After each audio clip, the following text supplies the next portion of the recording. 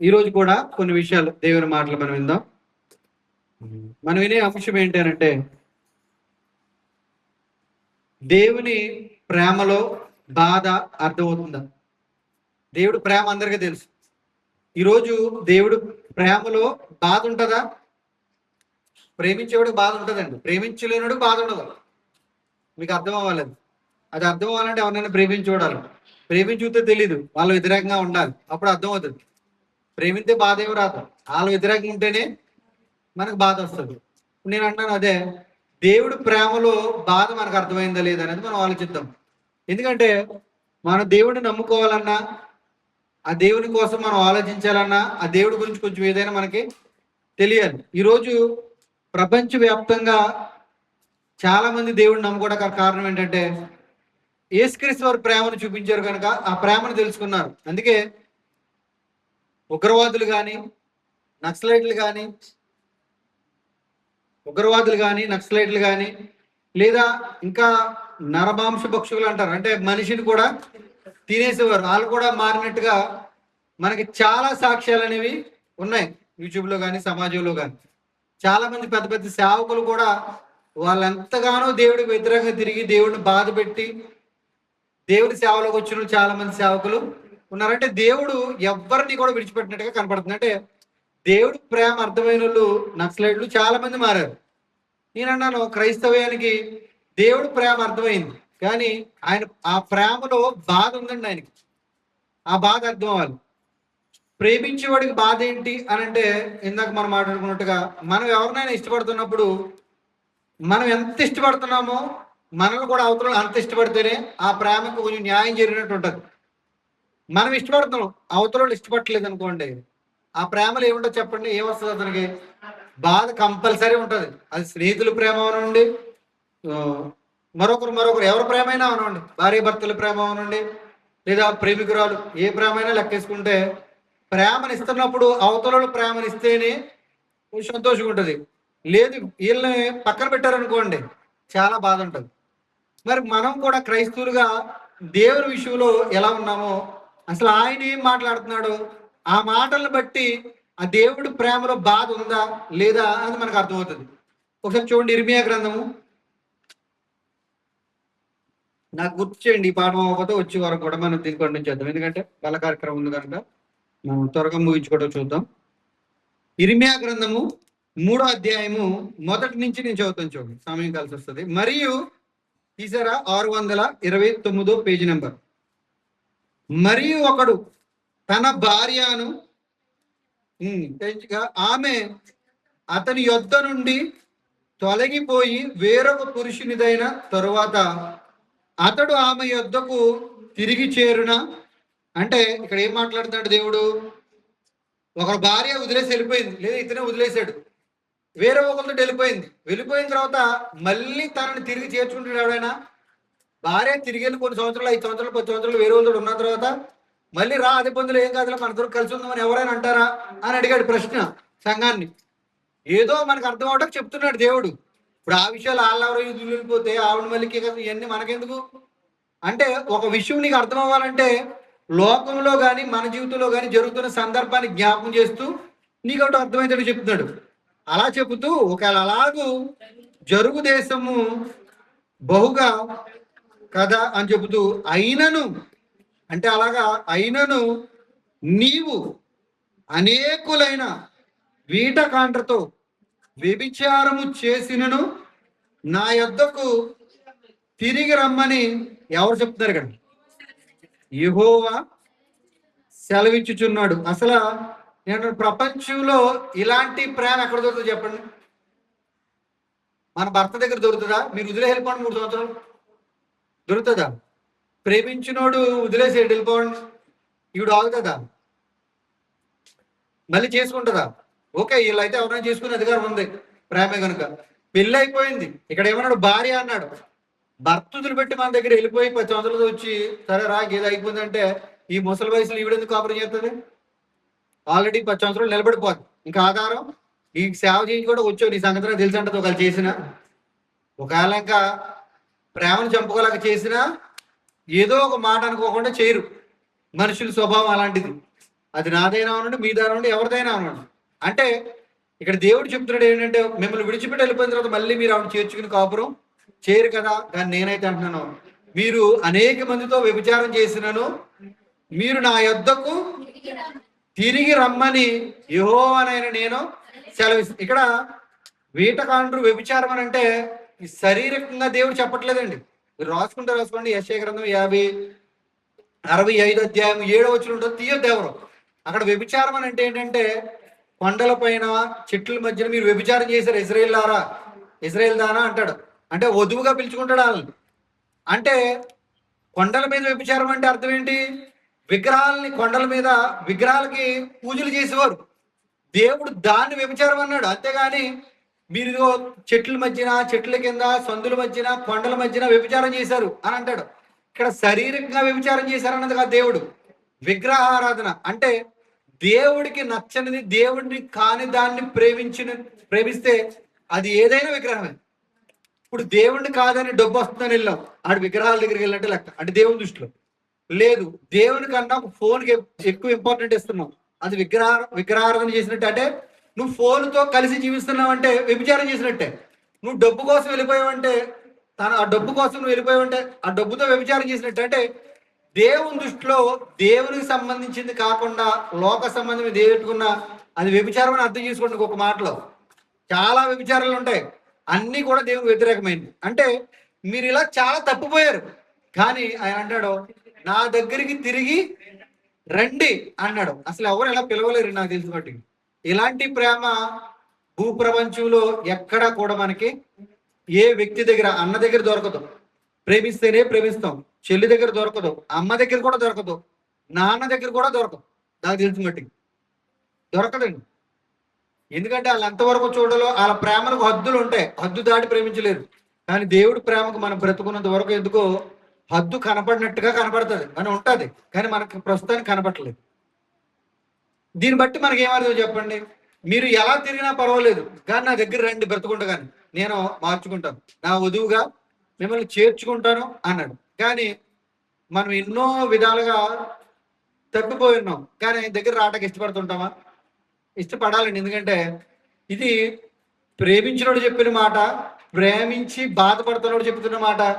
వదిలేళ్ళిపోతుంటే మళ్ళీ రా అన్నాడు. ప్రేమలో బాధ కనపడుతుందండి. చూడండి, అదే ఇర్మియా గ్రంథము 2వ అధ్యాయము 4-5 వచనాలు చదువుతాం చూడండి. అదే ఇర్మియా గ్రంథము, యాకోబు ఇంటి వారులారా, ఇజ్రాయేల్ ఇంటి వారులారా, మీరందరూ యెహోవాకు వినుడి. యెహోవా ఇలాగు సెలవిచ్చున్నాడు. చూడండి, ఇక్కడి నుంచి అంటలా చూసుకోండి, 5వ వచనం. ఇలాగు సెలవిచ్చున్నాడు అంటే దేవుడు ఏమని? నా యందు ఇదిగో ఏ దుర్నీతి చూచి మీ పితరులు వ్యర్థమైన దాన్ని అనుసరించి తమ వ్యర్థులగునట్లు చాలండి. అంటే ఇక్కడ ఏమన్నాడు? మీరు బాగా చూసుకుంది ఏంటి తెలుసా? మీరు నా యొద్ద నుండి ఏ దుర్నీతి చూచి మీ పితరులు వ్యర్థమైన దాన్ని అనుసరించి వ్యర్థులగిరి నా యొద్ద నుండి దూరముగా తొలగిపోయారు అంటే అన్నాడు దేవుడు. చాలా మంది బాప్తిజం తీసుకోవడం చాలా మంది ఉన్నారు ఇక్కడ, తీసుకుని చాలా తప్పులు చేస్తూ మన భర్త అయిన దేవుడికి, యెహోవాకి, అంటే మన యేసుక్రీస్తు వరకు అనుకుందాం, మన దేవుడికి దూరమైన వారు చాలా మంది ఉన్నాం. ఆయన అన్నాడు, నాలో మీరు ఏ తప్పు ఉందని నాకు దూరం అయిపోతున్నారు? ఈ మాట ఎలా ఉంది చెప్పండి? ఎవరు మాట్లాడగలరు ఈ మాట? అన్నాడు ఆయన. అసలు తండ్రి బ్రతిమాలుకోవాలా, బాధాలి రూల్ ప్రకారంగా. కానీ ఆయన అన్నాడు, నాన్న పిల్లలు మీరు ఎందుకు అంత పాటు లోకం వైపు వెళ్ళిపోతున్నారు? నేను ఏ తప్పు చేశానని మీరు నా నుండి దూరం అయిపోతున్నారు? మీ పితరులు దూరం అయిపోయారు, మీరు దూరం అయిపోతున్నారు. ఇది ప్రేమతో మాట్లాడిన మాటగా కనపడుతుందా? తన బాధను వ్యక్తం చేస్తున్నట్టుగా కనపడుతుందా? బాధనండి. ఆయన అన్నాడు, నిజంగా నాలో ఏ తప్పు ఉంది, మీరు నన్ను విడిచిపెట్టేస్తున్నారు అన్నాడు. అంటే ఎంత బాధపడుతున్నాడు చెప్పండి. ఒక తల్లి కానీ ఒక తండ్రి కానీ ఈ మాట మాట్లాడారు అని అంటే పిల్లలతోటి, పిల్లలు ప్రేమగా చూస్తే మాట్లాడతారా? ప్రేమగా చూస్తే మాట్లాడతారు? మాట్లాడలేరండి. నిజంగా ఇటువంటి సన్నివేశం మన జీవితంలో జరిగితే ఎందుకు బ్రతుకుతున్నానా అనిపిస్తుందండి. ఎందుకంటే పిల్లలకు కావాలి, తండ్రికి తల్లికి కావాల్సింది వాళ్ళ ప్రేమే తప్ప వాళ్ళకి సంబంధించిన ఆస్తిపాస్తులు ఎవరు ఆశపడరు. దేవుడు కూడా ఇక్కడ కోరుకుంటుంది, మీరు నాతో ఉండండి. అసలు నేను ఏ తప్పు చేశానని నన్ను విడిచిపెట్టి తిరుగుతున్నారు అన్నాడంటే చాలా బాధపడుతున్నాడు. చాలా బాధపడుతున్నట్టుగా కనపడుతుంది ఈ మాట. నీకు అర్థం చేసుకోవాలి, కానీ ఇంకా ఆయన బాధ పెట్టాలని ఆలోచన రాదండి. అసలు ఇలా బ్రతిమాలుకోవాల్సిన పని కూడా లేదు దేవుడికి. నిజంగా మనల్ని బాధ పెడితే, మనల్ని విడిచిపెట్టి తిరిగితే పిల్లలు మనం ఊరుకుంటామా? ఎవరు ఊరుకోరు. అన్నం లేదు, ఏమి లేదు, నీకు ఏం చేసుకుంటావు చేసుకో అంటాం సింపుల్గా. ఒకవేళ ఈయనే మాట అంటలేదు, మన మాట విని తిరగట్లేదు, మనం చెప్పినట్టు నడుచుకోవట్లేదు, ఎలా చూస్తాం? ప్రేమలో తేడా వస్తుందండి. బతిమాలు కూడా ఉండదు అక్కడ. మాటల్లో, ప్రవర్తనలో, మన యాక్షన్లో మొత్తం కనబడిపోద్ది అతనికి. అలాగే ఇతను కూడా అదే చూపిస్తాడు, ప్రేమ చూపించలేడు. కానీ దేవుడు అన్నాడు, నన్ను ఎందుకు విడిచిపెట్టి తిరుగుతున్నావు? నేను ఏ తప్పు చేశాను అదే అన్నాడు. అక్కడ లేదు. ఏమన్నాడు? నేను ఏ దుర్నీతి నా యందు ఏ దుర్నీతి చూచి మీ పితరులు నన్ను విడిచిపెట్టారు. ఈరోజు మనం కూడా దేవుని విడిచిపెట్టామంటే ఆయనలో ఏ దుర్నీతి ఉందని? ఏమీ లేదండి, మనలో ఉంది. ఇంకా మనల్ని విడిచిపెట్టాలి ఆయన. వీళ్ళేంటి, వీళ్ళకి నాకు సంబంధం ఏంటని ఆయన విడిచిపెట్టాలి. కానీ మనం చూడండి, ప్రేమ గల తండ్రిని మనం విడిచిపెడుతున్నామంటే ఎవరు నన్ను ఎందుకు విడిచిపెడుతున్నారా అని అడుగుతున్నాడు. ఎందుకో బాప్తిసం తీసుకోవాలని అందరూ ఆల్రెడీ విడిచిపెట్టినట్టు. చూడండి, అదే ఇర్మియా గ్రంథము 8వ అధ్యాయం చూడండి. అదే ఇర్మియా గ్రంథము 8వ అధ్యాయము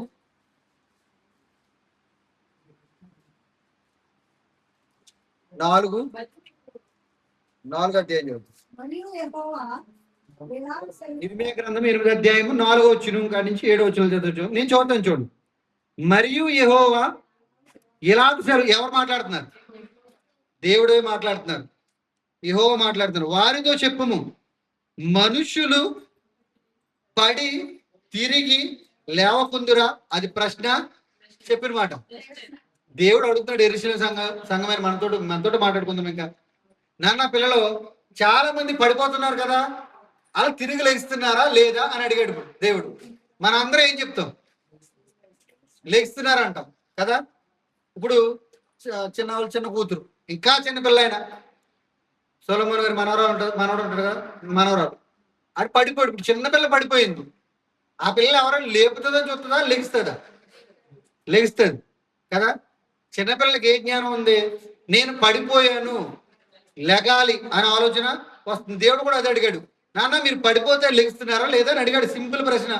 అంటే మనకు అర్థమయ్యేట్టుగా ఏదో ఒకటి చెబుతున్నాడు. మనందరూ ఏమన్నావు? లెగిస్తున్నాం అన్నావు. నేను అన్నాను, ఒకడు లెగడం. ఎవడాడు? ఇందులో ఇద్దరు గురించి మాట్లాడుకున్నాం మనం. ఒకడు లెగిస్తాడు, ఎందుకని జ్ఞానం ఉంది. నేను పడిపోయాను అనే విషయం అర్థమైంది, అందుకు లెగిస్తున్నాడు. ఒకడు లెగడండి. ఎవడో తెలుసా? మలికిపురం సెంటర్లో మోర్లో టర్నింగ్లో వైన్ షాప్ ఉంటుంది. అక్కడ తాగేసి అక్కడే అన్లోడ్ చేస్తారో అక్కడే లోడ్ చేసుకుంటారు, అక్కడే పడిపోతాడు. అన్లోడ్ చేస్తూ పడిపోతాడు. మీరు చూడండి, ఎప్పుడైనా మీరు అర్ధరాత్రులు తిరగారు కాబట్టి తెలియదు. చూడండి, అక్కడ పడిపోతారు. ఇక్కడ మూర్తుల దగ్గర అంతే, ఏదో డబ్బులు కట్ పంచ మీద పడుకుంటారు అక్కడ సమాధి దగ్గర. తెలుసా మీకు? చూడండి ఒకసారి, ఆ తోటలోనే పడుకుంటారు, అక్కడ ఆ డొక్కపేండ్ల దగ్గర, ఆ సమాధి దగ్గర అక్కడే పడుకుంటారండి. ఆడికి నేను పడిపోయాను అనే విషయం ఆడికి తెలుసా? తెలీదు. అది తెలియదు కనుక ఆడు లెగడం. ఆడు అసలు ఎక్కడున్నాడో, నేను పడిపోయానా, అసలు ఎక్కడ పడిపోయాను, అసలు ఏ పరిస్థితిలో పడిపోయాను కూడా తెలియదు అడిగి. అంటే ఇక్కడ ఇద్దరు ఉన్నారు, ఒకడు పడిపోతే లెగిస్తున్నాడు చిన్నపిల్లడు. ఎందుకంటే జ్ఞానం ఉంది, బాగా గుర్తు. ఏముంది? జ్ఞానం ఉంది, బుద్ధి ఉంది, వివేకం ఉంది. నేను పడిపోయి ఇలా ఉండిపోకూడదు, లెగిచిన గమ్యం ఏంటో గమ్యానికి చేరుకోవాలి, లేదా ఆ ఇంటికి వెళ్ళాలి, గుడికి వెళ్ళాలి, లేదా బడికి వెళ్ళాలి అనే విషయం అర్థమవుతుంది కనుక చిన్నవాళ్ళు కూతురు పడిపోయిన వెంటనే లెగుతుంది.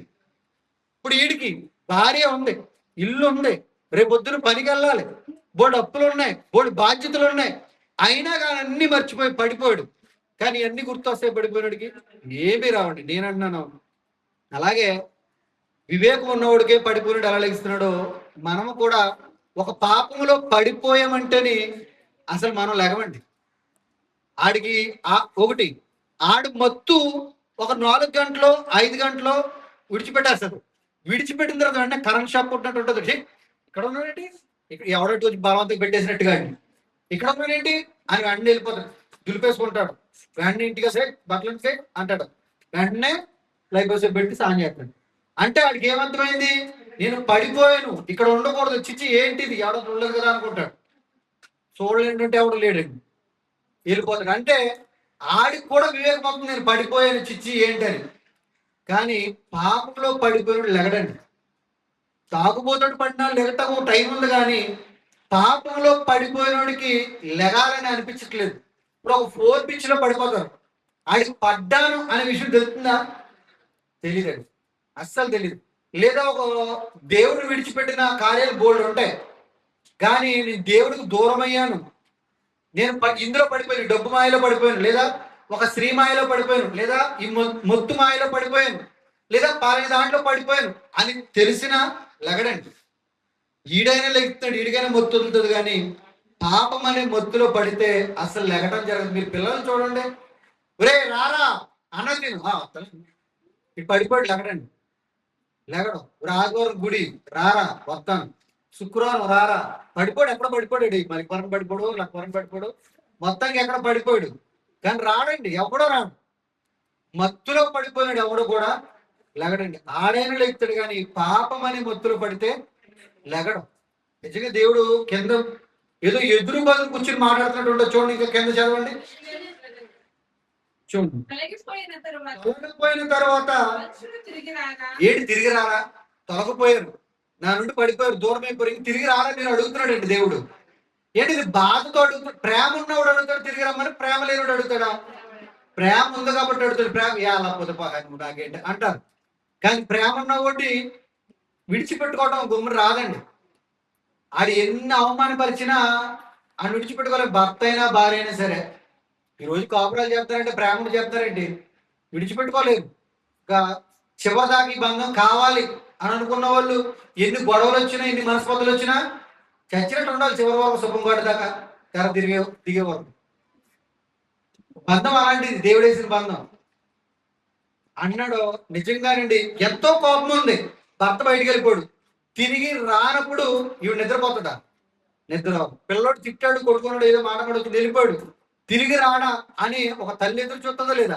ఈడేదో మాట అన్నాడు, ఈ లోపల ఏమైపోయి బండికి పాస్ అక్కడ పడిపోయాడా, లేదా ఏదైనా కోపం వచ్చి పోయి ఫ్రెండ్స్ తిరిగి తాగేసాడా, ఎక్కడ ఉన్నాడని ఒక టెన్షన్ అండి. తిట్టింది, కొట్టింది, అన్నీ చేసింది, కానీ ఒక బాధ, వేద నుండి అదే అడుగుతున్నాడు, పడిపోయినాడు తిరిగి రాడా? నిజంగానండి, పరలో ఒక కారు వచ్చి చిన్న కారు, చిన్న బండి చిన్నకి ఇచ్చేద్దాం, చిన్న ఆయనకిచ్చి దేవుడు అడుగుతున్నాడండి, తిరిగి తొలగిపోయిన వాడు మనుషులు తిరిగి రారా? యెరూషలేము ప్రజలు ఎలా విశ్వాసఘాతకులై. ఇది విశ్వాసుల గురించి మాట్లాడుతున్నమాట, అవిశ్వాసుల గురించి మాట్లాడుతున్నమాట. ప్రతిదీ మనం వంటలు చేసుకోవాలి. ఇక్కడ అన్నాడు యెరూషలేము ప్రజలు, మనల్ని అన్నాడేమనుకుందాం, మన కూడా యెరూషలేము కదా. ప్రజలు ఎలా విశ్వాసఘాతకులై నిత్యము ద్రోహం చేయుచున్నారు. ఇది ప్రశ్న అడుగుతున్నాడండి దేవుడు. ఏమని? నాన్న యెరూషలేము పిల్లలారా, ఎలాగూ విశ్వాసఘాతుకులే అంటే మీరు పడిపోతే, లోక సంబంధమైన జీవితంలో పడిపోతే లెగటం తెలుపు మీకు, కానీ ఆత్మీయ జీవితంలో పడిపోతే ఎందుకు లెగట్లేదు? మీరు తిరిగి రారా నా దగ్గరికి, తిరిగి రారా? ఎందుకు తిరిగి రావట్లేదంటే వాళ్ళు ఏమవుతున్నారని చెప్తున్నాడు దేవుడు. విశ్వాసఘాతుకులే అంటే విశ్వాసులుగా ఉండాలి, కానీ విశ్వాసఘాతుకులుగా తయారయ్యారు, దానికి ఆపోజిట్ గా తయారయ్యారు. అలా విశ్వాసఘాతుకులుగా ఉండటం వల్ల ఏం జరుగుతుందంటే నిత్యము ద్రోహము చేయుచున్నారు. అంటే ఎవరికి చేస్తాము ద్రోహం? దేవుడికి. ఎందుకు ద్రోహం దేవుడికి చేస్తుంది తెలుసా? ఈ జీవితం ఇచ్చింది దేవుడు, ఈ ఊపిరి ఇచ్చింది దేవుడు, ఆహారం ఇచ్చింది దేవుడు, నీళ్ళు ఇచ్చింది దేవుడు, గాలి ఇచ్చింది దేవుడు. సమస్తం ఈ రోజు బ్రతుకుతున్నామంటే దానికి కారణం ఎవరంటే దేవుడు ఒక్కడు తప్ప మరొకరు లేరు. మరి ఆయన అన్ని మనం అన్ని అనుభవించి ఆయనకే ద్రోహం చేసేవాడుగా ఉన్నామంటే ఇది ఎంత బాధాకరమైన మాట చెప్పండి దేవుడికి. చాలా బాధ. ఎందుకంటే నాన్న యెరూషలేము పిల్లలారా, ఇందులో విశ్వాసఘాతుకుల్లా మీరు ఉన్నారు. ఎందుకు ద్రోహం? నిత్యము, ఇది అప్పుడప్పుడు కాదండి, నిత్యము ద్రోహం చేసినప్పుడు. నేను అందరినీ కాదు, అందులో ఎవరున్నామో మనకు తెలియదు, కానీ ఒకవేళ చూపుల్లో ద్రోహం దేవుడు చేత కళ్ళు ఇచ్చింది ఆయన, ఆయనకి ద్రోహం జరుగుతుంది. నోరిచ్చింది ఆయన, ఆయనకి ద్రోహం చేస్తున్నాం. మనకు ఊపిరిచ్చింది ఆయన. ఆయన కోసం బ్రతుక్కోకుండా లోకం కోసం బ్రతికితే దేవుడు అన్నాడు, మీరు నాకు ద్రోహం చేస్తున్నారు అన్నాడు. మరి నిజంగా ఎందుకో ఈ మాటలు వింటున్నప్పుడు మనకు పెద్ద చలనం ఏమో కనపట్లేదు. కానీ ఒక రోజు అనుభవిద్దామని ముందు ఉందామని చివరిలో వచ్చి వారు చూద్దాం. చాలా బాధపడుతూ శిక్షలోకి వెళ్ళిపోతాడండి. ఇంకా దేవుడు ఇంకా వీళ్ళొద్దు అనుకునే చేతిలోకి వెళ్ళిపోతాడు. చాలా ప్రేమిస్తున్నాడు ఇక్కడ. ఆయన బాధను చాలా వ్యక్తం చేస్తున్నాడు. నిజంగా ఆయన ఎవరో మోసం చేయలేరు. కానీ మనం అనుకుంటాం, నేను ఎవరిని మోసం చేయలేదు, నా 1000 రూపాయల కోసం నేను వెళ్ళాను కదా అనుకుంటాం. నేను ఎవరిని మోసం చేశాను, నా ఫోన్ నేను చూసుకుంటాను కదా. కానీ నిద్రపోవటం కూడా మోసమేనండి. నిద్రపోవటం కూడా మోసం. ఎందుకు నేను నిద్రని ఎక్కువగా పదే సార్లు అంటా తెలుసా? నేను స్టార్టింగ్ పీరియడే, స్టార్టింగ్ మెట్టే చక్కగా వేసామనుకో, కర్మ మెట్లని చక్కగా వేసుకుంటే వెళ్ళొచ్చు, కర్మ అడుగులన్నీ. ఈ మెట్టే తప్పు చేసిన తర్వాత కర్మ అడుగులు కరెక్ట్గా పడతాయంట లేదు. ఎందుకంటే ఆయన అనుగ్రహం అక్కడి నుంచి వెళ్ళిపోతుంది. పొద్దు దాకా చూస్తాడు. నువ్వు ఆయన దగ్గర రాలేదంటే ఆయన వెళ్ళిపోతాడు. నువ్వు 10ంటికి వచ్చి ఆయనకి ఎగైతారు. ఎవడొస్తాడు? ఎమ్మెల్యే దగ్గరికి 5ంటికి వెళ్ళాలి. చూడండి మీరు ఎక్కడైనా. నువ్వు సాయంత్రం మొహం కడుక్కుని సాంబార్ ఇడ్లీ తిని వెళ్తే ఉండడు అక్కడ. ఎమ్మెల్యే వెళ్ళిపోతాడు. ఆఫ్టర్ ఎమ్మెల్యే మొత్తం ఫోన్ చేసినా ఉండడు. దేవుడు ఎందుకుంటాడు నీ దగ్గర? ప్రభా నీ వెళ్తున్నా, నాకు తోడిట్టే బంగారు దేవతలను ఉంచుతాడా? ఎవడు రీడా అనుకుంటాడు. అక్రమం చేయవాడా అది ఇచ్చి పోరా అంటాడు. ఎందుకంటే క్రమంగా ఉండవలసిన సమయంలో క్రమము లేవు. చూడండి ఇంకేమన్నా చూడండి ఇక్కడ ఏంటంట, వారు మోసమును ఆశ్రయము చేసుకొని తిరిగి రామని ఎలా చెప్పుచున్నారు. ఇన్ని మాటలు చెప్తున్నాడు కదా దేవుడు. అయినా కానీ ఎందుకో దేవుడి దగ్గర రావాలని అనిపించదండి. దేవుడే ఆన్సర్ చెప్పేస్తున్నాడు, వాళ్ళ మనసులో ఉన్న మాట కూడా చెప్పేస్తున్నాడు. చెప్తున్నాడా లేదా? చెప్తాడండి. అన్నాడు, వారు మోసమును ఆశ్రయం అంటే మోసపోతున్నాడని తెలిసినా దాంట్లోనే ఉంటారంటండి. తిరిగి రామని ఎందుకు చెప్తున్నారు అన్నాడు. నేను ఏ తప్పు చేశానని, నాలో ఏ దుర్నీతి ఉందని మీరు రానంటారు నా దగ్గరికి. మోసపోతున్నాడని తెలిసిన, నాశనం అయిపోతుందని తెలిసిన, నష్టపోతున్నాడని తెలిసిన, దరిద్రుని దగ్గరికి పరిగెట్టుకోతుందని తెలిసిన, ఎందుకు ఆ నిద్ర అనే మోసంలో, డబ్బు అనే మోసంలో, ఫోన్ అనే మోసంలో నువ్వు ఎందుకు ఉండిపోతున్నావు? నా దగ్గరికి రావా అడుగుతున్నాడండి దేవుడు. చూడండి ఇంకేమన్నాడు, నేను చెవియొగ్గి ఇదిగో వారి మాటలు విని ఉన్నాను. పనికి మాలిన మాటలు వారు ఆడుకోవచ్చు. దేవుడు ఎంతలా మాట్లాడుతున్నా వారి హృదయ ఆలోచనలు దేవుని వైపు రాలేదంటే వారి ఆలోచనలు ఎలా ఉన్నాయో దేవుడికి కనపడతాయండి. మనకి ఇలా మాట్లాడితే శబ్దం కనపడుతుంది, దేవుడు ఇలా మాట్లాడకపోయినా. కానీ దేవుడు అన్నిసార్లు ఇలా బతిమాలకూడదు. 2-3 సార్లు 4 సార్లు లేదా ఆయన అనుకున్న సార్లు చెప్తాడు. చెప్తే ఏం లేదనుకో కొడతాం మొదలండి. ఎవరైనా అంతే. తండ్రి కూడా ముందు కొట్టడం, అది కాదు ఇది కాదు ఇది కాదు 4-5 సార్లు చెప్తాడు. పదే చేసిననుకో మొత్తం హస్తం గుర్తాడు ఏంటది బొగ్గు మీద ఉండిపోతుంది. ఉంటాడు, కంపల్సరీ ఉండాలి కూడా రూల్ ప్రకారం. దేవుడే కోపపడండి అన్నాడంటే దేవుడు కోపపడ్డానా? కోపపడతాడు, కానీ ఎక్కువసేపు కోపపడ్డాను అన్నాడు. 1 నిమిషం కోపపడతాను. ఎందుకంటే 2వ నిమిషం ఉంటే ఉండవు నువ్వు. అందుకే ఆయనే చెప్పేసుకున్నాడు, నేను కోపపడతాను, 1 నిమిషమే కోపపడతాను. ఆయన ఎన్ని నిమిషాలు కూడా, ఎన్ని సెకండ్లో కూడా చెప్పేశాడు ఆయన. అంటే మనం అర్థం చేసుకోవాలండి, ఇక్కడ నాకు మీరు ద్రోహం చేస్తున్నారా, పనికి వాళ్ళని మాట్లాడుకోవడం చెప్తే ఇంకో మాట అన్నాడు అండి. ఇదిగోండి ఇక్కడ మళ్ళీ అన్నాడు, నేను ఏం చేశానని చెప్పి తమ చెడుతనమును కూర్చి పశ్చాత్తాపడువాడును ఒక్కడును లేకపోయిన చాలు. ఇక్కడ ఏమన్నాడు, నేనేమి చేసినని చెప్పి పశ్చాత్తాపడేవాడు ఒక్కడో లేడంట. అసలు ఇంతలా బ్రతిమాలుకోవాల్సిన పని ఏమీ లేదంట. నేను ఏం చేశానని, నేను ఇన్ని మాటలు చెప్పాను, మీరు నాకు దూరం అయిపోయారు, పడిపోయారు, లెగట్లేదు, నా దగ్గరికి తిరిగి రావట్లేదు, అసలు మీరు చాలా బాధగా నన్ను బాధ పెడుతున్నారని చెప్తున్నా మీలో ఒక పశ్చాత్తాపం అనేది రావట్లేదు అని ఆయన అన్నాడంటే ఆయన పశ్చాత్తాపడతాడు లేదా? ఆయన బాధపడుతున్నాడండి. ఈ మాటలు ప్రేమతో మాట్లాడి కాదు, బాధతో మాట్లాడి ఇంకా కనపడుతున్నాయి మనకి. దయచేసి మనందరూ కూడా ఆయన స్వరం వినపడుతున్నప్పుడు అండి కంపల్సరీగా భయము భక్తి అనేది రావాలి. లేదు, నువ్వు ఒక లోకంలో జీవించాలని ఒక మత్తులో ఉన్నావంటే బయటికి రావు. బయటికి రాక కారణం కన్నతండ్రి మాటలే. ఈ మాటలే నువ్వు వద్దని విసర్జిస్తున్నావు అంటే నిన్ను నన్ను మనల్ని రక్షించేవాడు ఎవడో కూడా లేడండి. ఈ మాటలు అన్ని రోజులు కూడా వినపడదు. ఏ రోజు ఎప్పుడు వినపడుతుందో మనకి తెలియదు. మూర్తులు కూడా ఇప్పుడు వస్తున్నారు, వాళ్ళకి వచ్చింది ఎప్పుడు చనిపోయారో నాకు తెలీదు. ఎవరొస్తుంది ఐ మిస్ యూ అని చాలా కుర్రోడే, మరి ఎవరన్నా మనకి మనం ఎవరొస్తున్నాయి ఎవరో తెలియదని మా వాడిని అడిగితే 3 వారాల ముందలైనా నీకు ఇప్పుడు కొలు తెచ్చి పెట్టాను అంటే నేను చూడలేదు, ఇప్పుడు చూసాను వస్తున్నప్పుడు ఎవరా అనుకున్నాను. 3 వారాల నుంచి ఉందంట. అంటే నేను ఎందుకు చెప్తానంటే మళ్ళీ ఆయన మాటలు, ఆయన ప్రేమ, ఆయన బాధ ఒక రోజు వినపడి రోజు మనకు రాకపోతే అది ఏ రోజు అనేది మనకి ఎవ్వరికి తెలియట్లేదు. పరిస్థితులు కూడా అసలు ఏమి బాగోలేదు. దయచేసి మీరు గమనించండి. ఆ కన్న తండ్రి బాధను మనం అర్థం చేసుకుందాం. చివరిగా ఒక వచ్చిన చదువు ముగించుకుందాం. చూడండి 12వ వచ్చిన చేయుచున్నందున సిగ్గుపడవలసి వచ్చాను కానీ వారు అసలు ఏ మాత్రమును సిగ్గుపడరు. అవమానము నొందుమని వారితో తోచన లేదు కనుక పడిపోయిన వారితో, అంటే ముందు పడిపోయారు కదా చాలా మంది, వాళ్ళతో పాటే పడిపోతారు. నేను వారిని విమర్శించు కాలమున వారు తృప్తిల్లుదురని యెహోవా సెలవిచ్చుచున్నాడు. ఇక్కడ డైరెక్ట్ గా మాట్లాడుతున్నట్టు ఉందండి. ఏ మాట? నేను ఇన్ని తప్పులు చెప్పాను, నిద్ర విషయంలో, ఫోన్ విషయంలో, లేదా డబ్బు విషయంలో, లేదా శరీర విషయంలో అనేక తప్పులు జరుగుతున్నాయి, పడిపోతున్నారు. పడిపోయిన చాలా మంది ఉన్నారు, మీరు కూడా పడిపోతున్నారు, లేకండ్రా వాళ్ళతో పాటు మీరు పడిపోద్దు అని చెప్తున్నా కానీ చూడండి అస్సలు సిగ్గుపడేటువంటి ఒక మనస్తత్వమే రావట్లేదు. అది సిగ్గుపడాలంటే ఈ మాటలు బట్టి, ఏ మాటలు బట్టి? అరే నేను ఇలా జీవిస్తున్నాను, ఇది కరెక్ట్ కాదు, నేను ఇలా బ్రతకూడదు అని సిగ్గు రావాలంట. కానీ దేవుడు చెప్పిన అలా సిగ్గు రాదండి.